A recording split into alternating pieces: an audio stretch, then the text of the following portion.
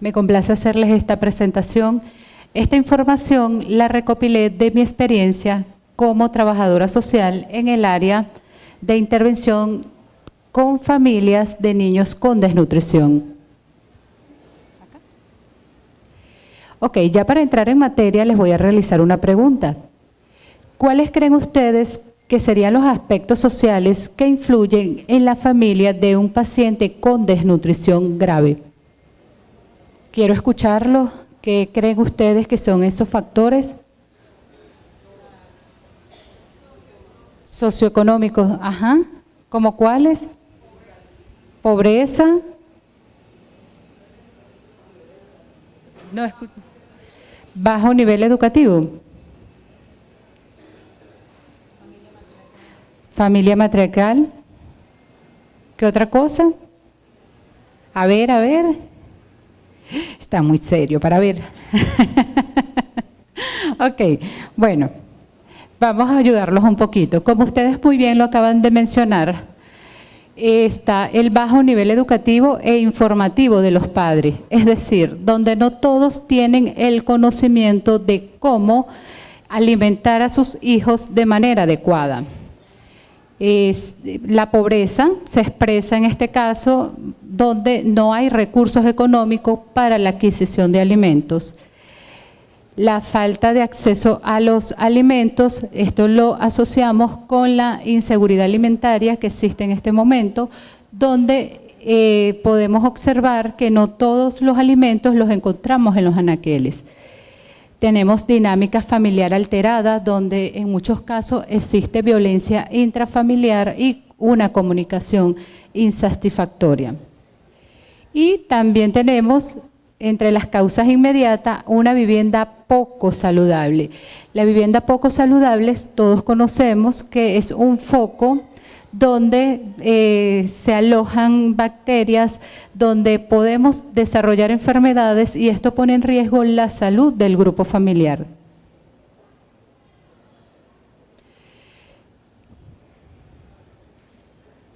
Ok, mi rol como trabajadora social en Kania. Como bien lo señalé, todas estas causas, todos estos factores que intervienen, es por ello que es pertinente la intervención de un trabajador social. ¿Cuál es nuestro rol? Nosotros comenzamos con una evaluación familiar. El objetivo es detectar factores sociales intervinientes y fortalezas del grupo familiar. Seguimos con una intervención donde brindamos orientación y asesoramiento en procesos familiares. Seguimos con una conexión con red institucional con el objetivo de brindar apoyo y bienestar a las familias que asisten a nuestro centro. Caramba. Ok, les voy a hablar un poco de la fase del abordaje social. ¿Cómo abordamos acá? Iniciamos con una evaluación. Esta evaluación la hacemos a través de un instrumento donde recogemos todos estos datos que conocemos como una entrevista inicial. En esta entrevista nos arroja un diagnóstico. Ese diagnóstico hacemos un plan de intervención de cómo vamos a atender a la familia, ya sea de manera individual o grupal. Tenemos un seguimiento donde realizamos el control, seguidamente el resultado del abordaje y la sistematización de experiencia e investigación. El área de evaluación social tiene la evaluación social tiene 4 áreas importantes que nosotros abordamos. Comenzamos con la económica. La económica nos da las condiciones, nos permite conocer si esta familia tiene la capacidad para satisfacer las necesidades básicas.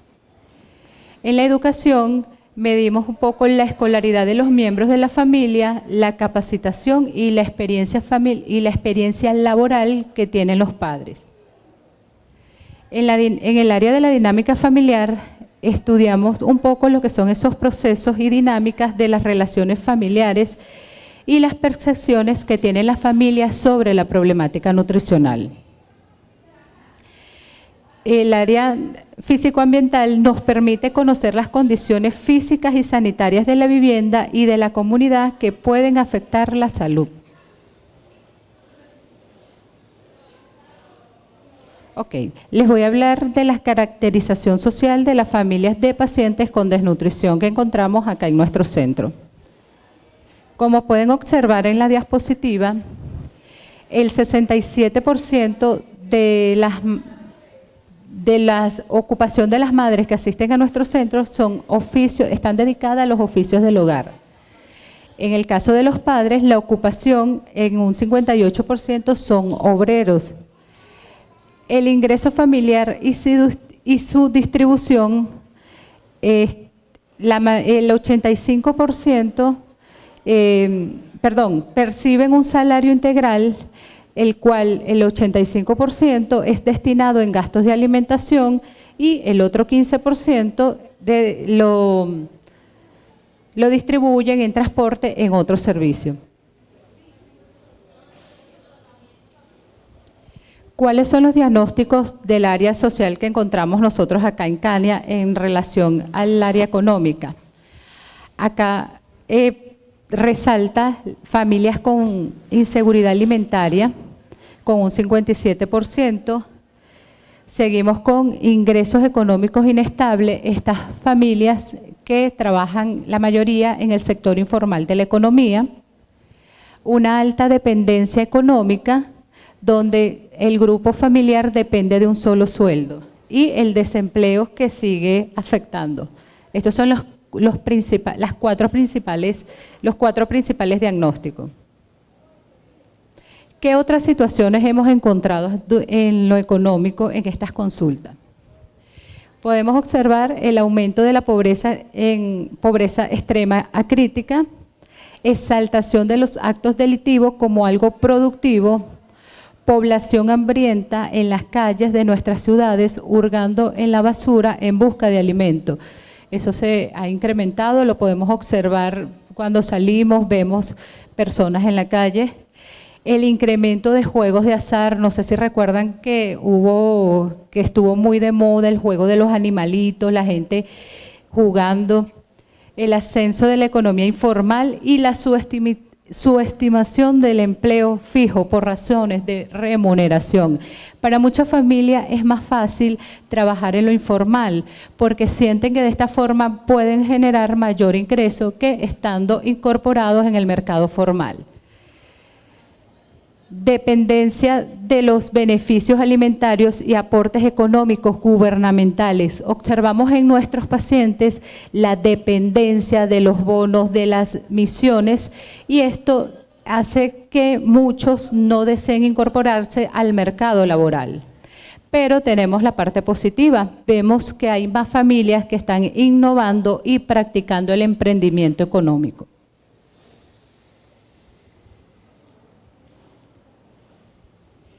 Continuamos con los diagnósticos que encontramos en el área educativa y capacitación laboral. Tanto el nivel educativo de la madre como del padre de los pacientes que asisten a nuestros centros, observamos que en su mayoría el diagnóstico que domina acá es que el nivel educativo de estos padres no está acorde por el exigido por el mercado laboral.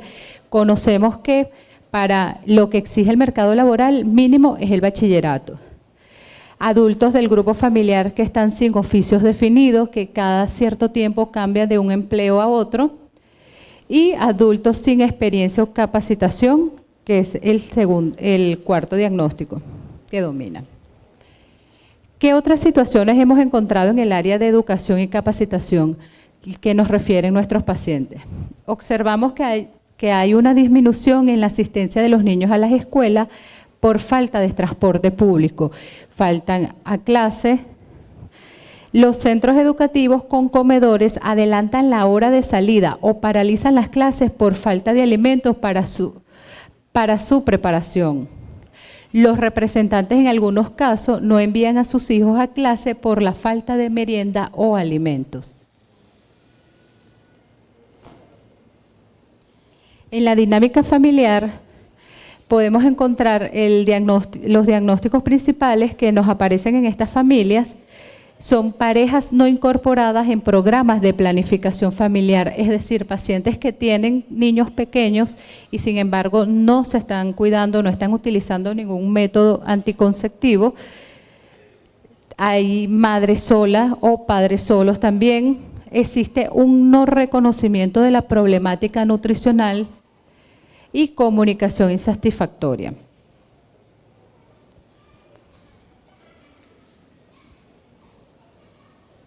¿Qué otras situaciones hemos encontrado en la dinámica familiar? Adolescentes embarazadas con bajo peso, disminución de la obesidad y aumento de la desnutrición, maltrato intrafamiliar por condiciones de hambre, pocas estrategias de resolución dentro de las familias para lidiar con la crisis, pérdida de la red familiar o desintegración familiar por emigración, como bien lo señaló la licenciada Cielo, muchos abuelos cuidando nietos, y niños al cuidado de familiares por emigración de ambos padres biológicos. En la dinámica familiar, los principales problemáticas que encontramos, tanto es la irregularidad en el servicio, tanto de aseo urbano y la irregularidad del suministro de agua potable. Estas son la mayor problemática que presentan nuestros pacientes. Seguidamente, un 41% de ellos viven en condiciones de hacinamiento y 27% de esas familias consumen agua sin tratamiento, es decir, directamente del chorro. ¿Qué otras situaciones encontramos en el área físico-ambiental? Hemos encontrado el aumento de las irregularidades de los servicios, tanto de electricidad y gas doméstico. Vemos que hay mayor limitaciones hoy en día para adquirir las bombonas, aumento de la construcción de vivienda tipo rancho, se ha incrementado las invasiones a los terrenos, aumento de familias autogestionando vivienda y podemos observar también incremento de las personas con poco aseo personal. Así asisten a nuestra consulta, nosotros lo podemos observar también en la calle, cuando vamos en transporte público o en el metro, que vemos que esto se ha incrementado. Ok, ahorita les van a ver una gráfica que está relacionada con la estratificación social de las familias que asisten a nuestro centro. Nosotros utilizamos la metodología de grafar para hacer la medición de pobreza. En este caso, nuestros pacientes, el 61% de ellos están en pobreza relativa y un 35% en pobreza crítica o extrema, sumando un total de 97% de pobreza de los pacientes que atendemos en nuestro centro. Ok, los criterios de referencias a trabajo social. Esto un poco ustedes tenerlos en consideración si tienen equipos interdisciplinarios en sus consultas, tomar en consideración que si vemos familias en pobreza extremas o donde haya inseguridad alimentaria en el hogar, es importante referirlos con estos profesionales que podemos brindar orientación. Cuando existe violencia intrafamiliar o familias monoparentales, es decir, madres solas sin apoyo. Problemas de higiene personal, cuando esas personas no llegan a la consulta, que vemos que no están aseadas, es importante referirlas. Cuando hayan niños en situación de calle o sin escolarización o madres analfabetas.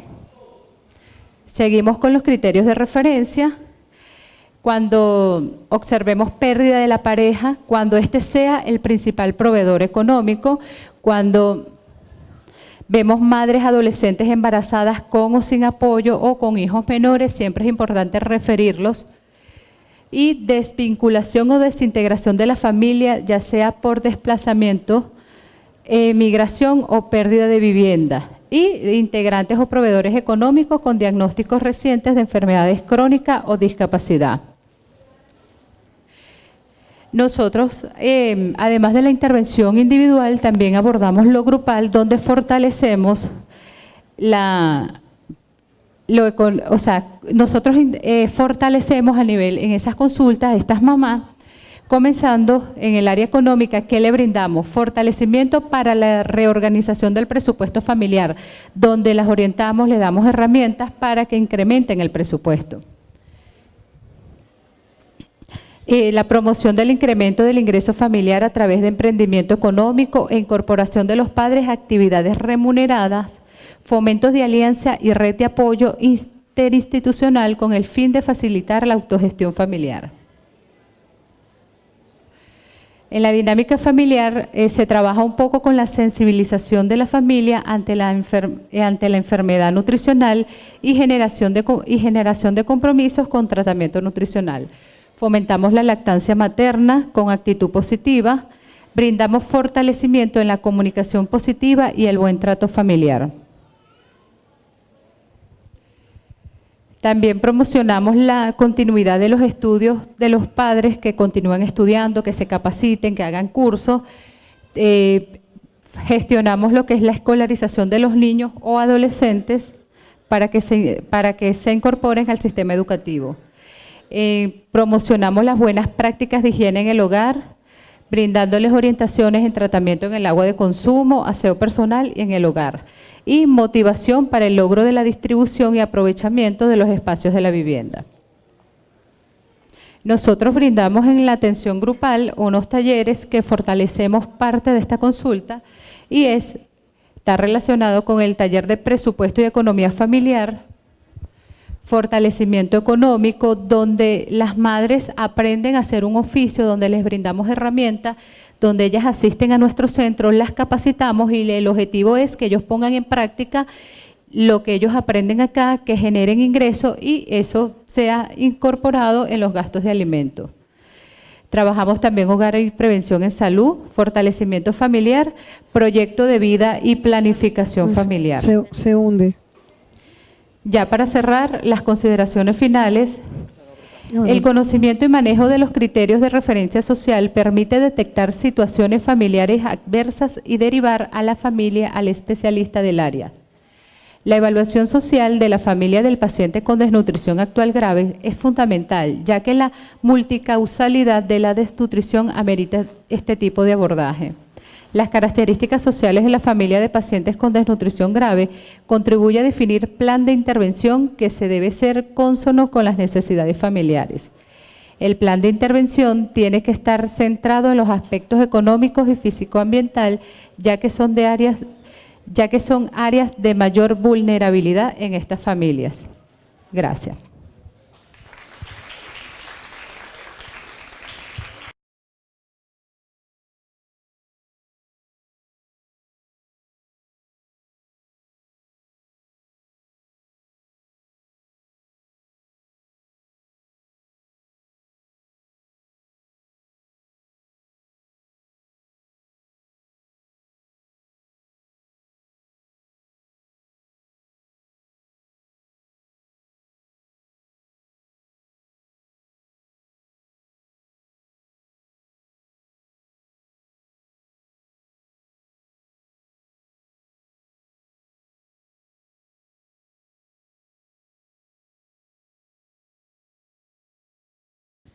Buenos días, nuevamente muy contenta de estar hoy acá, compartiendo con ustedes y llevándole este mensaje que es bien importante y es el hecho de que